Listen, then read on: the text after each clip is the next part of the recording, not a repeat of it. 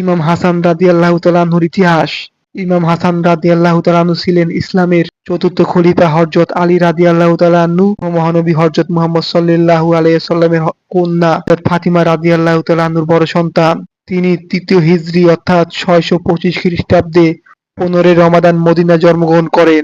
মহানবী সাল্লাল্লাহু আলাইহি ওয়াসাল্লাম তাকে ভালোবাসতেন এবং তাকে সাইয়্যেদ অর্থাৎ নেতা বলে আখ্যায়িত করেছিলেন। গুণাবলী ও চরিত্র। ইমাম হাসান রাদিয়াল্লাহু তাআলা আনহু ছিলেন অত্যন্ত দয়ালু, ধৈর্যশীল, শান্তিপ্রিয় নেতা।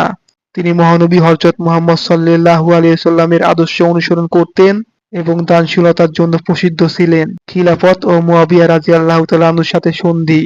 হযরত আলী রাদিয়াল্লাহু তাআলা আনহু শাহাদাত বরণ করার পর 40 হিজরিতে অর্থাৎ 661 খ্রিস্টাব্দে ইমাম হাসান রাদিয়াল্লাহু তাআলা আনহু মুসলমানদের খলিফা হিসেবে নির্বাচিত হন। তবে মুয়াবিয়া ইবনে আবু সুফিয়ান রাদিয়াল্লাহু তাআলা আনহু তার বিরোধিতা করেন এবং সেনাবাহিনী গঠিত করেন। যুদ্ধের পরিবর্তে ইমাম হাসান রাদিয়াল্লাহু তাআলা আনহু উম্মতের বৃহত্তর স্বার্থে মুয়াবিয়া রাদিয়াল্লাহু তাআলা আনহুর সাথে সন্ধি করেন এবং খিলাফত থেকে সরে দাঁড়ান। এ কারণে তাকে ইসলামের ঐক্যের প্রতীক বলা হয়। শেষ জীবন ও শাহাদাত। ইমাম হাসান রাদিয়াল্লাহু তাআলা আনহু 49 হিজরিতে অর্থাৎ 670 খ্রিস্টাব্দে মদিনায় ইন্তেকাল করেন। ধারণা করা হয় তাকে বিষ প্রয়োগ করে হত্যা করা হয়েছিল। তার ইন্তেকালের পর ইমাম হুসাইন রাদিয়াল্লাহু তাআলা আনহু ইসলামের নেতৃত্ব গ্রহণ করেন।